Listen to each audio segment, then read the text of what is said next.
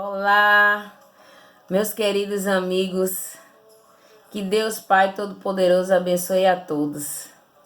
Hoje, dia 12 de junho de 2020, eu queria conversar com vocês sobre o amor. Tema bem propício, né? Hoje, dia dos namorados, véspera de Santo Antônio. Tem muita gente por aí fazendo simpatia, hein? Colocando Santo Antônio de cabeça para baixo. Santo Antônio agora dizem que tá esperto, que tá colocando roupa de mergulhador, que quando a pessoa coloca ele de cabeça para baixo, aí ele já tá com a roupa de mergulhador e vai conseguir ficar mais tempo lá, sem se afogar, né? Brincadeiras à parte, né, sobre essas questões de simpatia. Eu me lembro também que há uns anos atrás, antes de entrar na doutrina espírita, eu li um livro de Zíbia Gasparetto e que me despertou esse tema que era almas gêmeas. Né? A grande maioria de nós, mulheres, ficamos à procura de um par perfeito, né? A gente sempre fica procurando o namorado perfeito, o noivo perfeito, né? Até chegar a ser o marido perfeito. A gente quer tudo de bom. Só resta saber se a gente é essa perfeição para exigir essa perfeição do próximo, né? Querer essa perfeição do outro. E eu lembro que nesse livro de Zíbia Gasparetto tem umas músicas, uns rituais para a gente fazer para encontrar a alma gêmea, né? E aí eu ficava me questionando, meu Deus, será que essas músicas, esses rituais vai fazer com que eu encontre a alma gêmea? E aí um tempo logo depois eu entrei na doutrina espírita e aí vi que a coisa é bem diferente, né? Lembro que logo quando eu fui fazer minha consulta na casa espírita, o diretor mediúnico, eu fui com um problema com o noivo, eu tinha um noivo que estava me aperreando na época.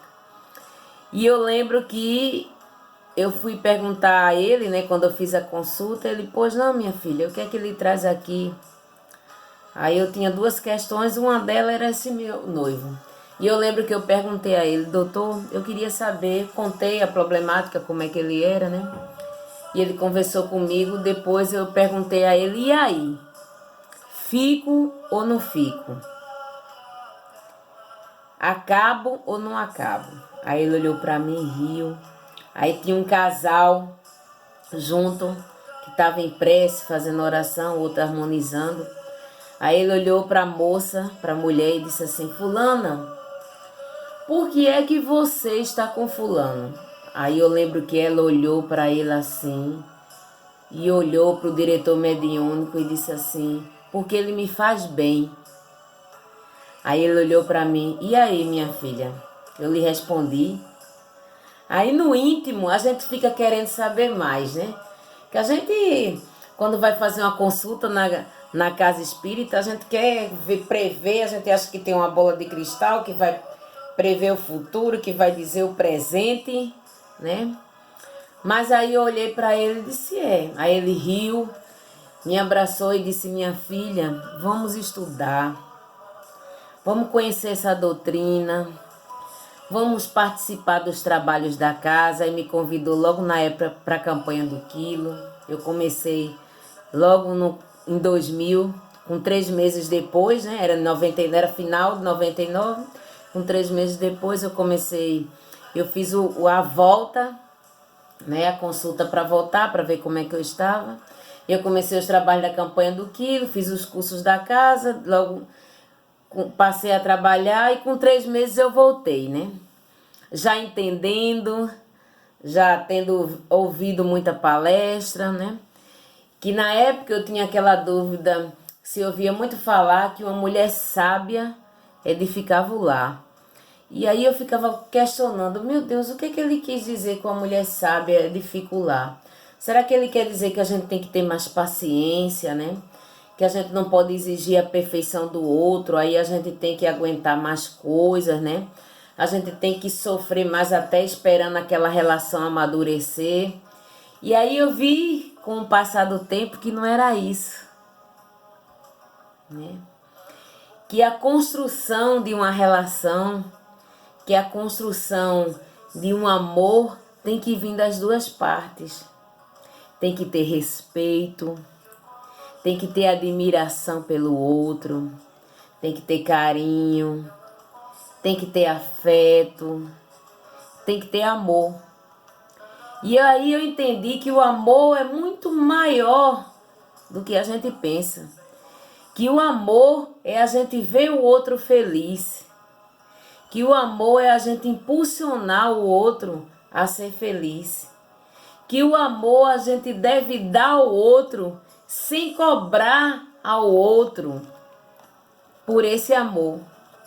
Porque a gente dá, mas a gente cobra, né? A gente dá, mas a gente quer receber.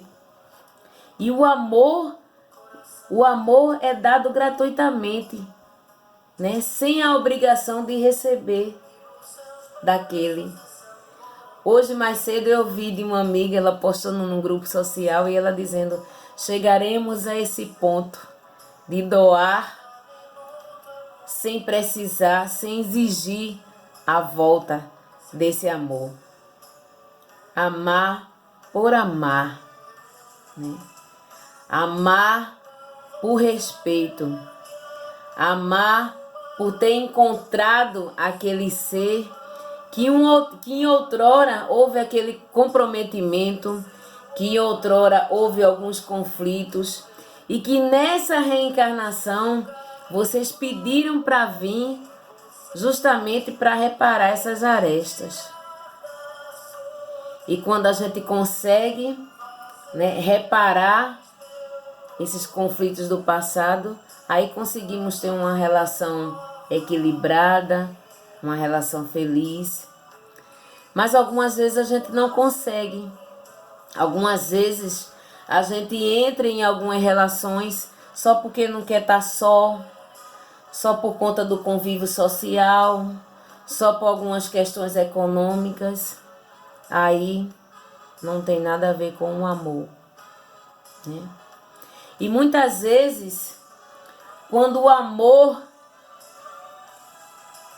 quando a conciliação não foi o primordial, quando não foi analisado, né, as condições daquele ser, porque todos nós temos defeito, mas existem aqueles defeitos em que a gente consegue conviver com ele.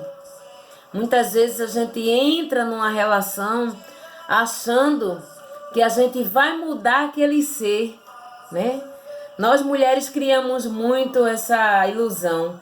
Não, ele começou com esse vício, mas mais na frente eu vou convencer ele a mudar. Lé do engano. Fulano só vai deixar aquele determinado vício se ele quiser. Só vai deixar no dia que estiver fazendo mal a ele. Enquanto só estiver fazendo mal a você, ele não vai deixar. Então, muitas vezes a gente entra em algumas relações já vendo que tem esses defeitos que a gente não vai aguentar conviver com eles, mas a gente entra na tentativa de mudar o outro. E aí, algumas vezes a gente se decepciona porque essa tentativa é frustrada, né? E estudando, eu lembro que no capítulo 22 do Evangelho segundo o Espiritismo, fala: não separeis o que Deus juntou. Aí ele fala da indissolubilidade do casamento e do divórcio. E ele tem uma parte muito interessante que ele diz assim: não há de imutável senão o que vem de Deus. Tudo o que é obra dos homens está sujeito à mudança. As leis da natureza são as mesmas em todos os tempos e em todos os países. As leis humanas mudam segundo os tempos, os lugares, o progresso e a inteligência. E depois, nesse mesmo capítulo, ele fala sobre o divórcio. E ele diz que o divórcio é uma lei humana que tem por fim separar legalmente o que está separado de fato. Não é contrária à lei de Deus, uma vez que não reforma senão o que os homens fizeram. e não é aplicável senão os casos em que não se levou em conta a lei divina. Se fosse contrária a esta lei, a própria igreja seria forçada a considerar prevaricadores aqueles dos seus chefes que, pela sua própria autoridade e em nome da religião, em mais de uma circunstância impuseram o divórcio, uma vez que seria só em vista de interesses temporais e não para satisfazer a lei do amor. E aí, o Evangelho nos diz que a separação, quando não existe amor, não é mal, né? Não é um pecado, vamos dizer assim. A separação, quando não existe um acordo, quando não existe respeito, quando um não respeita o outro, não respeita a condição do outro e não aceita e não respeita até os limites do outro. Porque quando a gente ama de verdade, a gente tenta fazer o dia do outro feliz.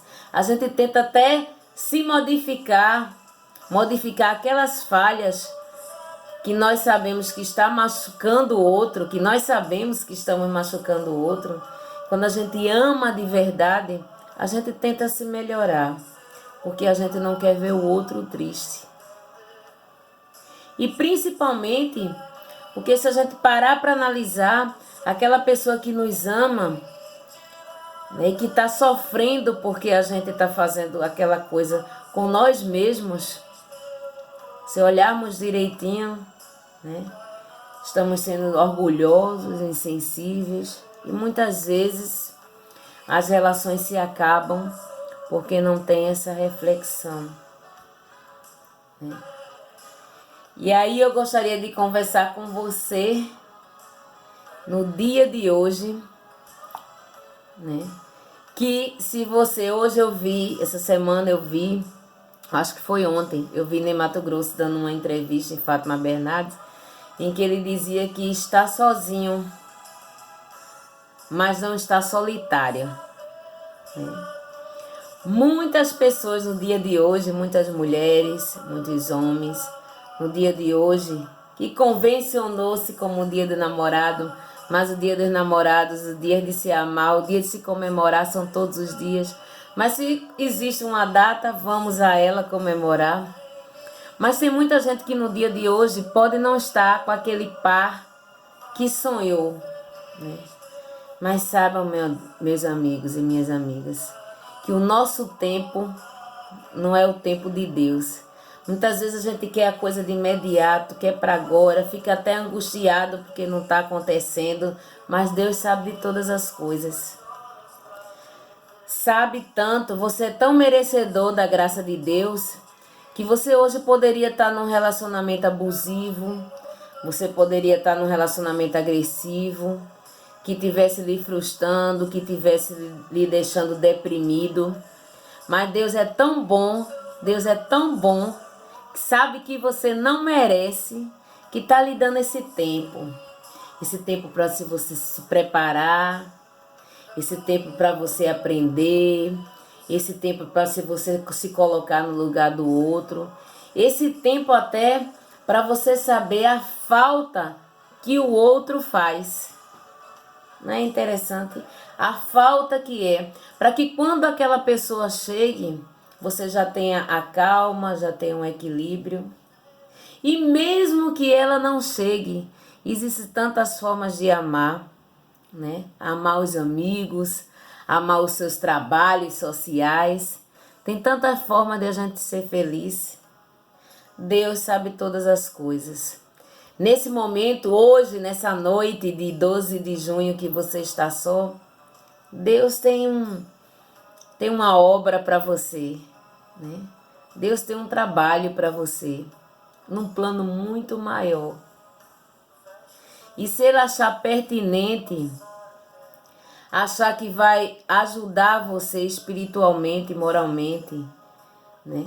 Que você vai precisar encontrar uma pessoa para lhe ajudar na caminhada, nessa reencarnação ainda, se for necessário, se for lhe ajudar vai aparecer. E se não aparecer, é porque não era o momento nessa reencarnação. Porque nessa reencarnação, Deus tinha outro projeto para você. Pense nisso. Pense nisso. E nesse tempo que você está sozinha e não solitária, ame. Ame aos seus familiares, ame aos seus amigos, ame aos irmãos que estão na rua, né? Nesse momento de isolamento social, se isole se puder, mas não fique parada. Tem muita gente aí que não está parada, está pensando no outro, né? E no livro 365 Dias com Chico Xavier, ele fala assim: ame incondicionalmente. Ele tem um trecho. O Cristo não pediu muita coisa, nem exigiu que as pessoas escalassem o Everest ou fizessem grande sacrifício. Ele só pediu que amássemos uns aos outros. Então vamos amar, gente? A começar a nos amarmos. Se ame, se respeite. Eu trabalho com uma colega na quinta-feira que ela diz muito isso para as pessoas quando vai para a reavaliação. Minha filha, se ame, se respeite. Porque a pessoa que se ama, ela não vai deixar que ninguém faça ela sofrer. Ela não vai se colocar numa situação de risco. Ela não vai fazer coisas, nem adquirir vícios que vai prejudicar a ela mesma, a saúde dela, a vida dela. Então se ame. Quando você se ama, você tem condições de amar o próximo, amar outra pessoa. Que Deus Pai Todo-Poderoso continue abençoando vocês.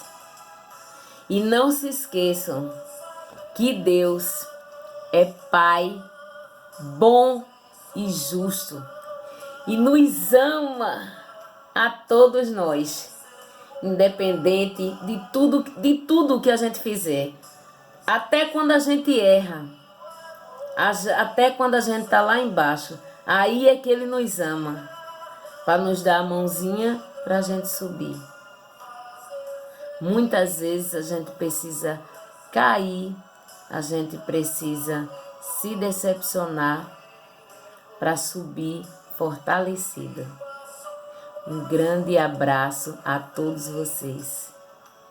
E feliz Dia dos Namorados. Beijo a todos.